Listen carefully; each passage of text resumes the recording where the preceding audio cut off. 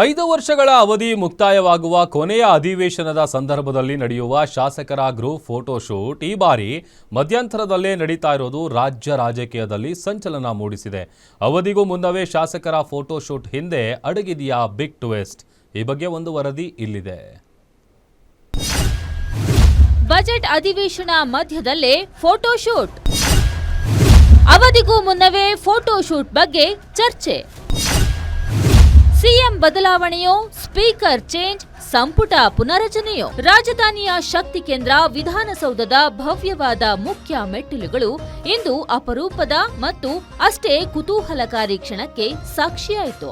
ಸಾಮಾನ್ಯವಾಗಿ ಒಂದು ಸರ್ಕಾರದ 5 ವರ್ಷಗಳ ಅವಧಿ ಮುಕ್ತಾಯವಾಗುವ ಕೊನೆಯ ಅಧಿವೇಶನದ ಸಂದರ್ಭದಲ್ಲಿ ನಡೆಯುವಂತಹ ಶಾಸಕರ ಗ್ರೂಪ್ ಫೋಟೋ ಶೂಟ್ ಈ ಬಾರಿ ಮಧ್ಯಂತರದಲ್ಲೇ ನಡೆದಿರೋದು ರಾಜ್ಯ ರಾಜಕೀಯದಲ್ಲಿ ಸಂಚಲನ ಮೂಡಿಸಿದೆ. ಮುಖ್ಯಮಂತ್ರಿ ಸಿದ್ದರಾಮಯ್ಯ, ಉಪಮುಖ್ಯಮಂತ್ರಿ ಡಿಕೆ ಶಿವಕುಮಾರ್, ಸಭಾಧ್ಯಕ್ಷ ಯುಟಿ ಖಾದರ್ ಸೇರಿ ಆಡಳಿತ ಮತ್ತು ಪ್ರತಿಪಕ್ಷದ ಶಾಸಕರು ಒಟ್ಟಾಗಿ ಕ್ಯಾಮೆರಾಗೆ ಪೋಸ್ ನೀಡಿದ್ರು. ಕರ್ನಾಟಕ ರಾಜ್ಯ ರಾಜಕಾರಣದಲ್ಲಿ ಸಿಎಂ ಬದಲಾವಣೆ ಹಾಗೂ ಸಂಪುಟ ಪುನಾರಚನೆಯ ಸುದ್ದಿ ಸದ್ದು ಮಾಡುತ್ತಿರುವಾಗಲೇ ಮಹತ್ವದ ಬೆಳವಣಿಗೆ ನಡೆದಿದೆ. ಅವಧಿಗೂ ಮುನ್ನವೇ 16ನೇ ವಿಧಾನಸಭೆಯ ಎಲ್ಲಾ ಸದಸ್ಯರ ಗ್ರೂಪ್ ಫೋಟೋ ಭಾರೀ ಚರ್ಚೆಗೆ ಗ್ರಾಸವಾಗಿದೆ. ಈ ಫೋಟೋ ಶೂಟ್ ಸಿಎಂ ಬದಲಾವಣೆಯೋ, ಸ್ಪೀಕರ್ ಬದಲಾವಣೆಯೋ ಅಥವಾ ಸಂಪುಟ ಪುನರ್ರಚನೆಯೋ ಎನ್ನುವ ಪ್ರಶ್ನೆಗಳು ರಾಜ್ಯ ರಾಜಕೀಯದಲ್ಲಿ ಉದ್ಭವಿಸಿದೆ. ಯಾಕಂದ್ರೆ ಸರ್ಕಾರದ ಅವಧಿ ಇನ್ನೂ 2 ವರ್ಷ ಬಾಕಿ ಇರುವಾಗಲೇ ವಿಧಾನಸೌಧದಲ್ಲಿ ಶಾಸಕರ ಗ್ರೂಪ್ ಫೋಟೋ ನಡೆದಿರೋದು ಚರ್ಚೆಗೆ ಕಾರಣವಾಗಿದೆ.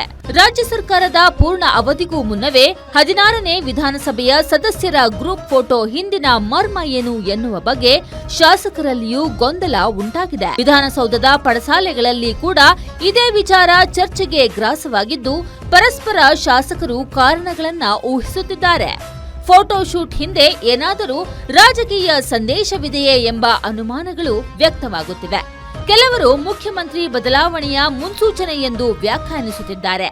ವಿಪಕ್ಷದ ಕೆಲವು ಶಾಸಕರು ಸಂಪುಟ ಪುನರ್ರಚನೆ ಆಗಲಿದೆ ಎಂಬ ಸುಳಿವು ಆಗಿರಬಹುದು ಎನ್ನುತ್ತಾರೆ. ಇನ್ನು BJP CM Siddaramaiah out going photo shoot ಅಲ್ವಾ ಎಂದು ಕಾಂಗ್ರೆಸ್ ಪಕ್ಷವನ್ನ ಪ್ರಶ್ನಿಸಿ ಪೋಸ್ಟ್ ಮಾಡಿದೆ. ಒಟ್ಟಿನಲ್ಲಿ ಅವಧಿಗೂ ಮುನ್ನವೇ 16ನೇ ವಿಧಾನಸಭೆ ಸದಸ್ಯರ ಗ್ರೂಪ್ ಫೋಟೋ ಶೂಟ್ ತೀವ್ರ ಕುತೂಹಲಕ್ಕೆ ಕಾರಣವಾಗಿದ್ದು, ರಾಜ್ಯ ರಾಜಕಾರಣದಲ್ಲಿ ಏನೆಲ್ಲ ಬದಲಾವಣೆಯಾಗಲಿದೆ ಎನ್ನುವುದನ್ನು ಕಾದು ನೋಡಬೇಕಿದೆ. Maruti Pavagada, political bureau, guarantee news.